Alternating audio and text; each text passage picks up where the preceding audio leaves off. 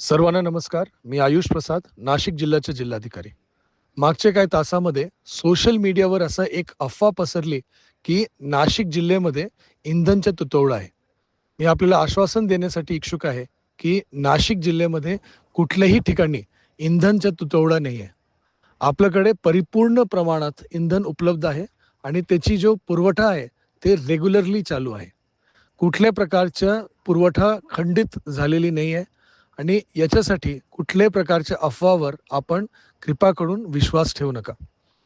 काही ठिकाणी मोठ्या प्रमाणात गर्दी होत असल्यामुळे आणि सर्व जो ग्राहक आहे पूर्ण त्याच्या गरजेपेक्षा जास्त इंधन खरेदी करत असल्यामुळे काय पेट्रोल पंपमध्ये इंधन संपण्याची शक्यता आहे. परंतु नाशिकमध्ये सर्व ऑइल मार्केटिंग कंपनीजकडून कंटिन्युअस सप्लाय चालू आहे. रेग्युलरली त्यांच्याकडे नवीन इंधनचा पुरवठा होत आहे आणि कुठल्याही प्रकारची तुटवडा इंधनाची आपल्याकडे नाही आहे. मी आपल्या सर्वांना विनंती करतो की अफवावर अजिबात विश्वास ठेवू नका.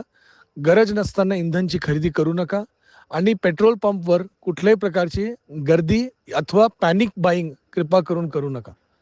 याच्यामुळे कुठल्याही प्रकारची अडचणी निर्माण होणार नाही याची विशेष दक्षता घ्या.